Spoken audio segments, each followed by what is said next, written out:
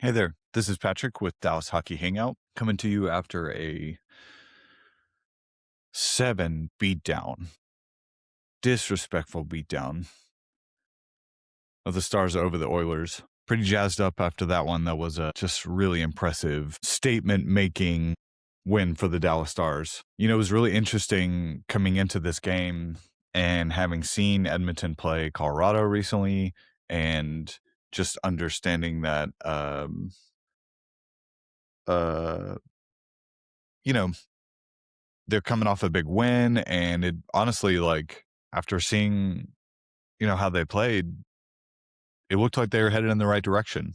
But, obviously I feel bad for Jari. I do. It's a tough position, obviously. And, you get traded, and honestly, not to be rumor guy, but I did read some reports that it did seem like Jari was like kind of on the outs with his teammates, or that like they weren't necessarily treating him the best. They were trying to hold, I think the like detail I read was that they wanted players to take more responsibility for their like shortcomings, something to that effect. And how's that going for you, Edmonton? Just curious, because there seems to be, well, I mean, look, you saw it in the scrums. There seems to be a pretty nasty, upset edge to Edmonton, and I think that's evident by their just not having a great season.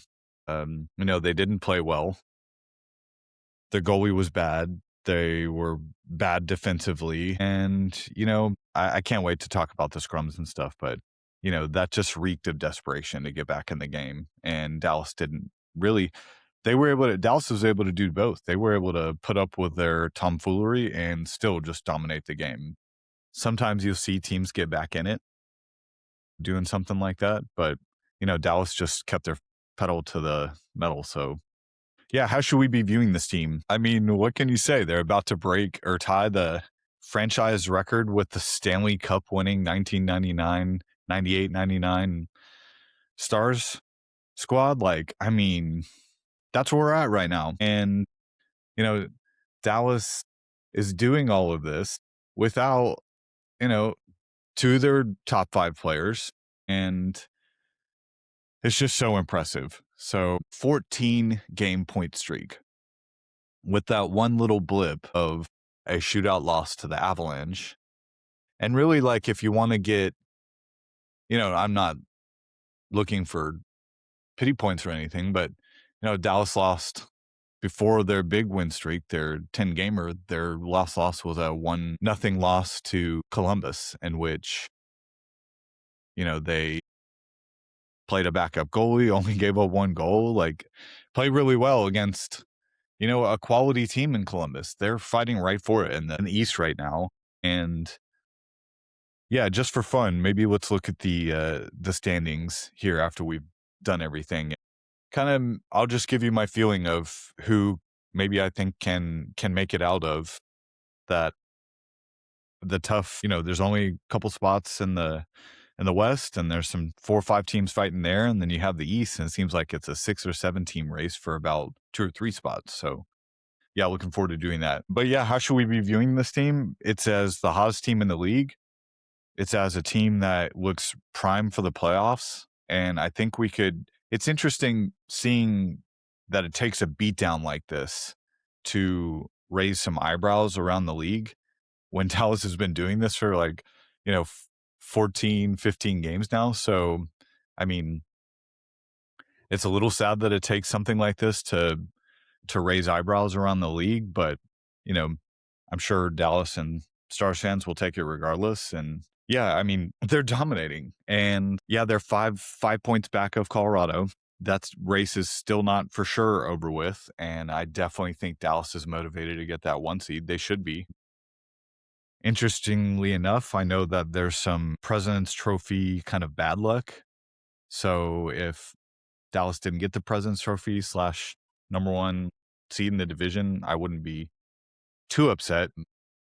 Feel like I should do a deep dive on that. If someone's smarter than me and knows how many President's Trophies winners, actually win the cup, I'm pretty sure it's a very small percentage. So, the attitude is just don't wear yourself out in the regular season. There's really just no point.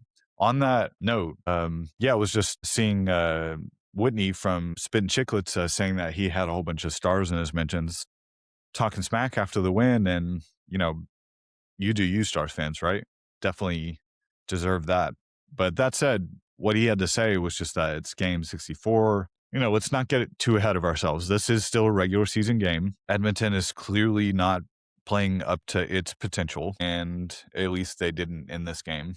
And, you know, Dallas hasn't won anything yet. That said, neither is Edmonton. So, I'm not sure where we draw the line on snootiness of, well, my team made the Stanley Cup final, but yours only made the West final. Like, well, they still lost. Edmonton still lost. So I'm not really sure that they have much more bragging rights. Same for Colorado and Minnesota. Colorado won the Stanley Cup 4 or 5 years ago. So it's certainly a what have you done for me lately league. Obviously, they still have some pieces of that team around, but for, you know, people to write off Dallas because they haven't done anything in the spring, I had someone respond to one of my posts saying, well, they'll be evaluated in the spring. Well, yeah, that's how every team is evaluated in the playoffs. Because if we were evaluating teams in the spring/regular season, then we'd anoint 5 Stanley Cup winners. So I really don't. Yes, that's what happens, and I think you'd be hard pressed to find any Stars fan or reporter sit there and tell you with a straight face that they feel confident that the Stars would beat Minnesota or Colorado in the first round. I'm just not sure how you could feel confident. And me personally, I'm confident they have a chance, but there's just too many factors. There's goaltending. I can't wait to do this in a couple weeks when we break down these teams big time. But just gut, you know, I'm not sure Colorado's overly set with this goaltending or defense for that matter. They haven't been playing the best defensively. Dallas is one of the best defensive teams in the league. All three teams have two duos and, guys that are, getting up to 75 plus, goals. I mean, total as a duo. So it's McKinnon and Natchez, Robertson and Johnston, and Kaprizov and Boldy all right there. So they've got duos. I do like Minnesota's goaltending better than Colorado's, and it's interesting given how great Wedgwood played against Dallas recently. I just think that, if we're looking at it unbiasedly, Jake's got the most playoff experience. He's had the best playoff performances. He's been there, done that. He's had long runs. I would genuinely give him the edge over Colorado's goaltending and Minnesota's goaltending, if only just for the experience having been there, done that. So, yeah, we'll do it later, but it's just really curious to see how these narratives are forming and how people don't seem to be really giving Dallas its due. And, again, Dallas is doing all this without its best offensive player, Mikko Rantanen, and, it's arguably its fastest player in Rope Hintz and, a top 3-4 forward. So, yeah, it's just really impressive. So I'm going to just try and run down these goals and give you my perspective on them. So, yeah, the first one from Jamie Benn, the captain, continues to just, his march. He's got, let's see if I can do so it was 9 points in 9 games heading into this. So he had another 2. So that's 11 points in 10 games. I mean, the guy's crushing it. Jamie Benn's finding his stride right now. He doesn't look tired. He looks rejuvenated. Still as surly as he always is, which I'm not sure you would want him any other way as a captain. And again, we'll get into the ruckus later. Pretty interesting to see that he was not in the middle of all that. Would have been interesting to see. I always get really curious to see how these big name players interact with each other when the tensions are high, because of course Jamie Benn has respect for Connor McDavid, but Connor McDavid's punching a teammate of Jamie's in the back of the head repeatedly. I'm not sure how much respect is going to be had there, so be really curious to see that, how the last stretch of games goes, if we get any more of this. I know Dallas has got another matchup with Colorado, so there's another opportunity for that. But yeah, let's just go through it. So Ben opens the scoring quickly. Let's see here. Minute 23 into the game. Steele quick into the zone. quick shot by Miro from the point goes off the back of the boards. Ben is able to take it from forehand to backhand and put it past Jari. I think it's Jerry. Man, if anyone's smarter than me, I think it might be Jerry, but I've heard Jari so long that it's really hard to correct myself. Forgive me if I have made that mistake most of this podcast here, but I'm gonna go with Jerry because I have heard like a more recent pronunciation of it. Um, Yari would be funny just with the soft J, but yeah, we'll just go with Jerry. But Ben, we know what type of hands he has, and had another sick goal later in the game. But yeah, great start for Dallas because the last couple games they've given up the first goal and still found a way to win against Vegas and Chicago. So it's nice to get off on the right foot. And I think, hey, this is what happens when Dallas gets off to the right foot. They, play downhill and the ice is slanted and they go up 5-0. They go up 3-0 in their first period, which is just such a smack in the face of Edmonton. I can't imagine how they're feeling going to the locker room, down 3 at first period, knowing there's 40 minutes left. But I mean, that's got to be a hit to the confidence regardless. So yeah, about 12 minutes later, Steele gets his 11th. Yeah, a couple 2-on-1s develop. I think you're seeing that this is why Edmonton, I just don't think they're as good. Look at how they were handling Dallas's pressure speed. Couple 2-on-1s develop, and if your goaltender can't stop at least one of them, like, man, you're going to be in trouble. So, yeah, Duchesne, just the perfect pass to the cutting Steele, who's at the net mouth and, past Jari's pad. So just, it's 2-0 already. And then, man, you get another 2-on-1 just over 2 minutes later. Robertson picks off a Bouchard play. He just picks his pocket, another 2-on-1. And yeah, just off the right post and off the Jari's pad / butt and in. So it's 3-0 and Dallas is feeling good. Obviously, you have last year and the year before Stanley Cup final rattling around. You've got, again, I'll touch on the Rockets later. You've got the injury to Rope Hintz's ankle, probably on the Stars' mind. He's not playing. So, I'm sure that was on their mind from the playoff game 5 of Nurse just taking a big old axe to Rope's ankle and taking the 2 minutes and that being fine. I got hot. Seeing that and seeing the Oilers has got me hot today, chat. I can't believe I just said chat. I feel like the youngs are wearing off of me. So I'll apologize to all my older listeners. But yeah, Dallas just pedaled the metal. Second period, they got in the power play. Just 11 straight games with a power play goal. That's just nasty. It's insane. Wyatt Johnson gets his 22nd, tying the franchise record. Just needs one more to own it by himself.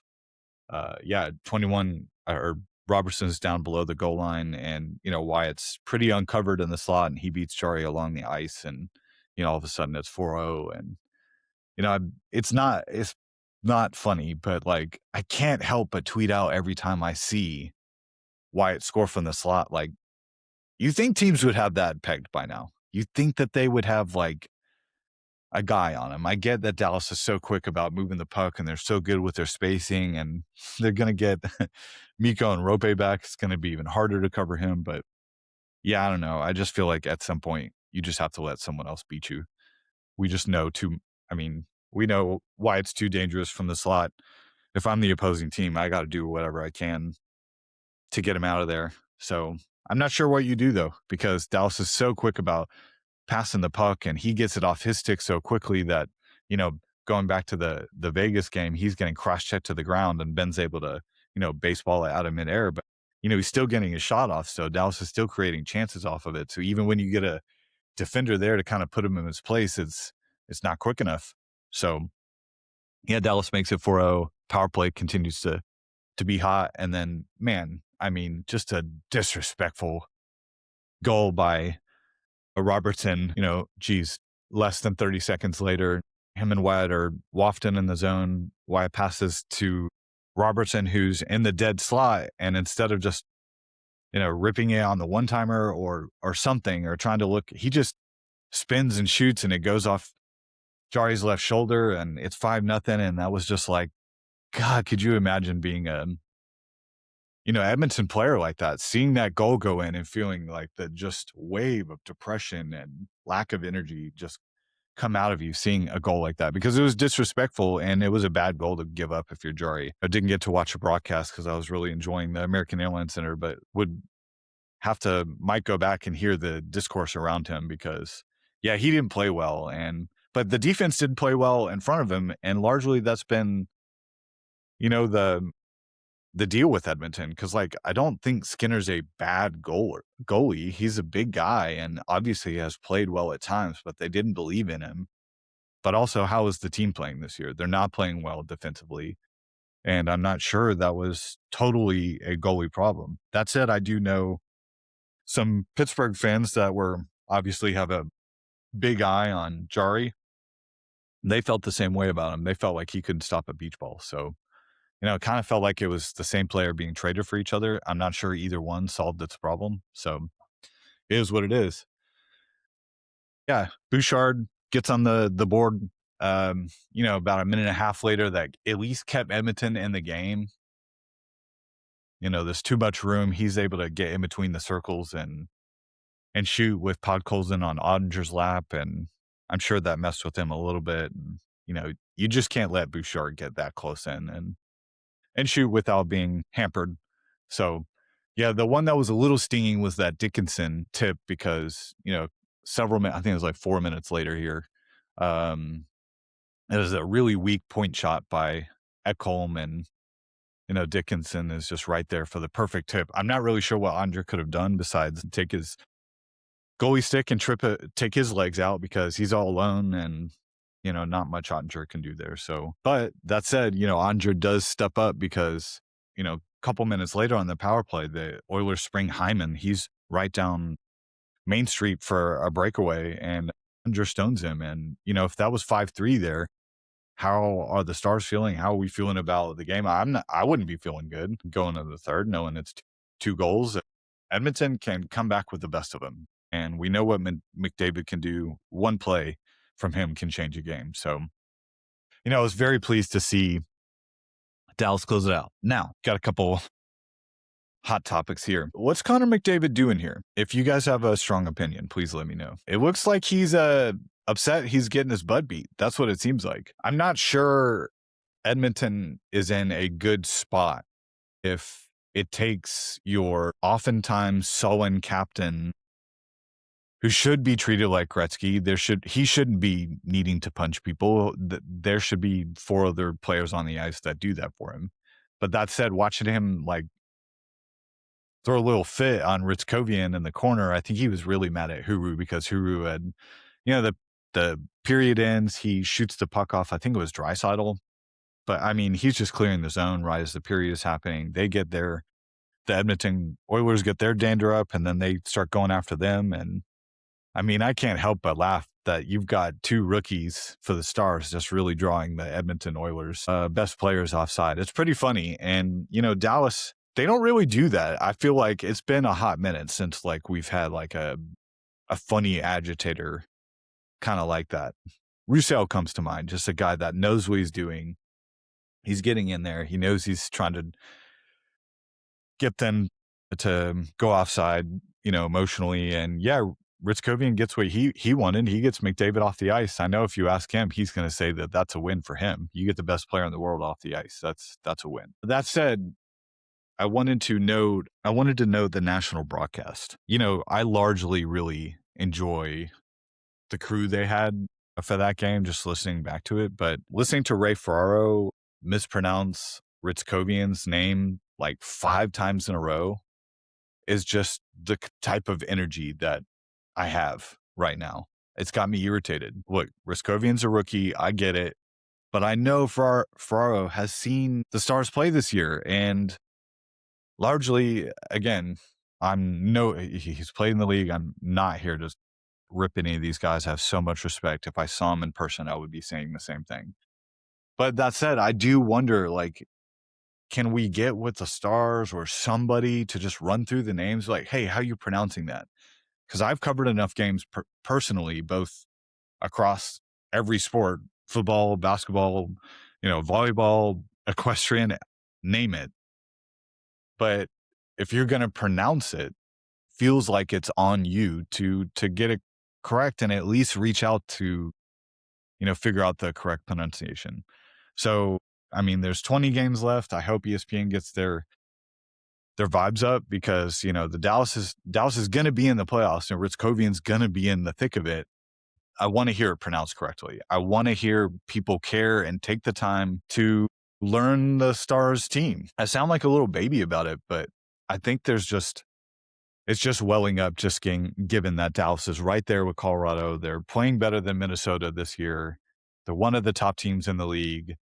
And yet we're talking about not them. We're talking about, Anaheim's of the world. And they're a great story, but they also give up like 4 goals a game. So how are we really feeling about their chances moving forward? I'm not feeling too great about it.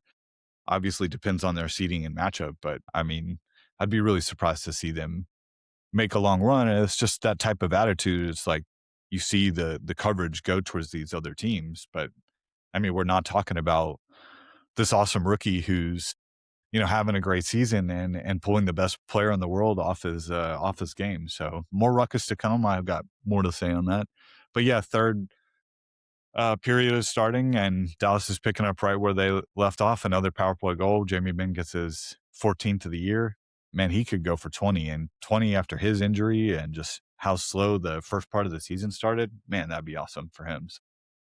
Yeah, it was a sort of a tough pass from Robertson into Ben Skates, but he's just got such great feet and eye-hand coordination that so seamlessly onto his forehand. And he just picks the, top left corner of the goal over Jari's right shoulder. And I'm always quick to remind everyone that Jamie Benn won the accuracy contest at the All-Star game. He's still an elite player when he wants to be shooting the puck. So let's not forget that about Jamie. I will be singing that long after he's retired, that, his shooting ability, his accuracy is one of the more underrated parts of his game for sure. So yeah, I mean, look, do we have a new name for Ritzkovian? Obviously, Ritz Cracker is great, but I think like Ruckus Ritzy might be a thing. Ruckus Ritz. I mean, the guy is in the middle of all of it. Szymanski's odd trip on him. I'm not sure what was happening. If that was an accident, it looked sort of intentional, but how dangerous that could have been to take someone out as he's going under the boards that fast and he falls and you can see that Ritzkovian kind of puts his glove up against his face to protect himself. But man, is there anything I'm going to have to go back and watch this again? At least this little ruckus. I've already seen it several times, but seeing Blackwell jump in there is just awesome. That's the type of buy-in that the Stars have been looking for. That's the 1% that we've been talking about and all season, and that Gulleton has been talking about. And he saw it from Edmonton the last 2 years, and he saw what Edmonton did to Dallas in the playoffs. And that's obviously a message of his, is Dallas has got to get meaner and nastier. And, look, having just stood next to Colin Blackwell, he's not the tallest guy, but to see his commitment and jumping in there and doing all he can to back up Ritzkovian is just, that's what you love to see. Now, man, Frederick, I'm not going to lie, man. Frederick's kind of irritated me. I was biting my tongue there for my words, but man, watching him get Ritzkovian and then just like punch him in the back of the head with the ref right there. And then he kind of gets in between him and then they just like let him punch Ritzkovian in the face a couple more times. Like, I'm not sure what's going on there. Like, I think refs probably need to take more control over that. And if you're going to continue to watch stuff like that happen, like, reward the other team at least, because like, I'm not sure why he's able to get away with like 3 or 4 rabbit punches after like they've been like split up or whatever. Also just watching McDavid do that, call me old, but I'm old enough to remember Bertuzzi walking up behind, is it Trevor Moore? I know it was a Moore, but walking up behind Moore, punching him in the back of the head and watching him fall to the ground and hit his head. And, his career's in jeopardy. And I just really don't understand. Like, I know they have gloves on, but I really don't understand why the refs are allowing just these punches to the back of the head. Like, you know, they I know they've got their helmet on, but like, man, that's dangerous. And I don't know. I gotta say that's some coward behavior. I'm sure the Stars have done it. I'm not here to call everyone out and us review every fight, but man, I don't like that. Seeing that coward behavior, watching guys punch other guys in the back of the head, knowing that it just takes one to send them to the ground and send them to the ice. Next thing you know, they got a concussion, their season's over. I just don't like that. And then to, further this energy, yeah, I'm not really a big like. How in the world did they let Nurse get away with slashing Rope Hintz and getting the 2-minute minor? I know they let them get away with it because Douse didn't do anything about it as far as like payback. But and we can critique them all we want for that, but like we understand why Dallas did that. Dallas is not stupid. They were not trying to take extra penalties in the Western Conference Final, and unfortunately, the NHL blatantly just said, hey, it's cool if you just take out players. You're just going to get a minor. Like, I'm telling you what, if I ever saw Gary Bettman in person, I would legitimately ask him about why that is allowed. I just don't get it. I'm clapping people. I don't get it. Why are we allowed to just take players out of the game and we're just chalking it up to these momentary? He knows what he's doing. He broke his foot. Like, what are we doing here? I really don't understand it. I'm smiling, like, but the frustration's there, and then to see Edmonton like go to these lengths and just feeling as though they could be a slash away from taking out Wyatt or Robo or Jamie or Duchesne. Like, we still got all these other great players on the team, and just knowing that they're willing to go to those lengths after they're getting their belt to A going. So yeah, I mean, that was pretty frustrating to see why the refs are letting stuff like that happen. But also, man, is there a better GIF than watching Ritzkovian point out with his stick to all the other players on the Edmonton bench? Man, what I would pay to hear what he's saying. I did see Ray Ferraro's tweet after the game, kind of concisely saying what he was saying, and that Ritzkovian wasn't backing down from Edmonton, and that's what you love to see. Rookie doesn't care what his status is in the league. He's not going to let Edmonton, take out his teammates, and you just love to see it. As the kids say, the vibes are immaculate right now with this team because everyone's bought in. They're dominating, and even when they're not dominating, they're still winning. So yeah, not a big fan of how that all panned out there, and just still livid about, the Nurse slash, and like, just as a completely separate aside, the like Dumba hit on Pavelski. Like, you knock him out of the game, you give him a concussion. Like, if my memory serves me, he didn't play the next game or the couple games after that, and you're giving him a 2-minute minor. That's the other thing about, all right, I'm on one today, but yeah, going back to the McKinnon play on Ingram when he runs into Ingram, and the NHL's rescinding his major for what? I don't get that. I don't care that he tried to avoid him. He went in recklessly. He knows how fast he is. He's trying to score great, but you can't just motorboat through the crease, knee the goalie in the head, take him out of the game, and not expect a major. And then for the NHL to review it so long in the game, I mean, it just completely takes the vibes out of the game. They review it for like 5-10 minutes. They rule on the major, and then the next day they rescind the major. Like, for what? For what purpose? To save him a couple grand? I don't understand. I genuinely don't understand. We got a lot of pods to go. Maybe I'll get more amped up, but yeah, I mean, look, in 2 games, McKinnon takes out Rope Hintz and takes out Connor Ingram. If that's any other player, what are we saying? Look at the hit pieces that they put on Mikko Rantanen this year. He had sort of a similar deal in that he ran over a goalie and had another hit like the next game. And what happened? He got a game suspension. And all of this narrative of, oh yeah, Mikko's a dirty player. I know, because that was right as I was getting my pod up and running. And I'm just thinking about, like, where is this narrative coming from? This guy's proven that he's not a dirty player. He's been in the league a long time. He's one of the best players in the league. Why isn't Mikko afforded the same sort of grace that McKinnon has been given? And here's the other thing. When McKinnon goes with that little dumb face that he's got on, I don't know what I did. You ran over the goalie, dude. Get out of the game. I don't understand. I just want to remind my whole audience, I think of myself as a journalist first, but man, the fan really comes out of me sometimes seeing that stuff because, and then the narrative surrounding it and the NHL protecting its little golden boy by rescinding a major for what? I don't understand. The game's already over. Like Edmonton already won. Would you like to go back and change the score too? Would you like to replay the third period in which you let McKinnon come back in the game? Like where does it end?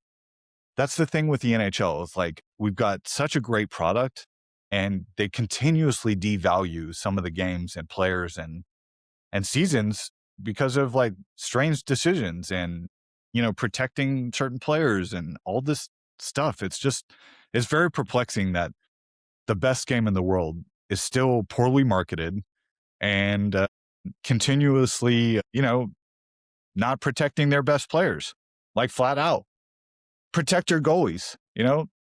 I mean, it's that respect for that Edmonton has for McKinnon. That's more than I would have showed if I was on Edmonton. I don't care who it is. If you're running my goalie, I'm going over to say something. Like, and you know what I mean? Like, we're going over to do something if you're the defenseman. So I just really don't get that. Have to bite my tongue. So yeah, 3 stars. A good one to choose from, for sure. Yeah, lots of good choices. But yeah, I mean, I'm going to zag a little bit.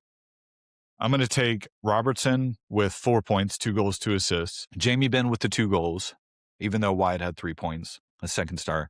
And I want to make sure to give Ottinger the 3rd star because he's made 30 saves against one of the best teams in the league and a team that, he kind of struggled with in the playoffs the past couple of years. I know it's just a regular season, but, you get a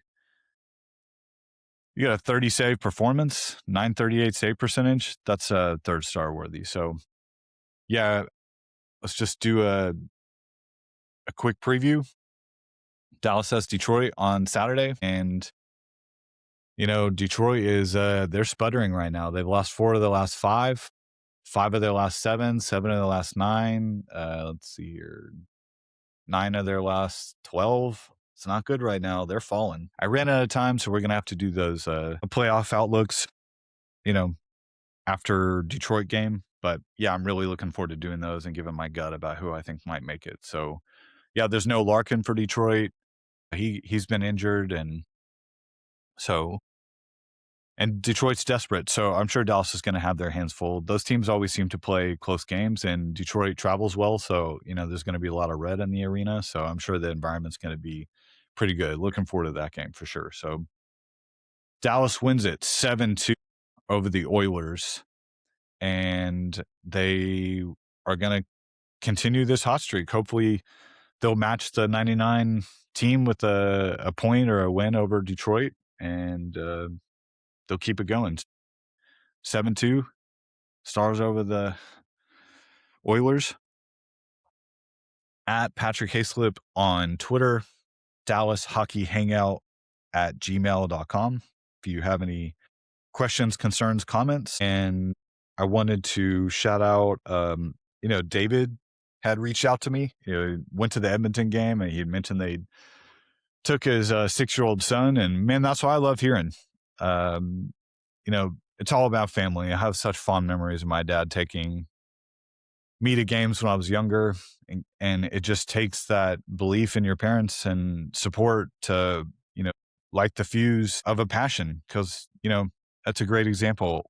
The Stars are a big passion of mine. They've been this way for almost 30 years now, and I don't see that ending anytime soon. So, yeah, man, that's really cool taking your kid to the game, and man, what a game to see, man. Curious to see if you want, write me back. Tell me how he handled all the ritzy ruckus. So, looking forward to keep doing this as the games go. Dallas is on a hot streak. Catch you guys next time. Thank you.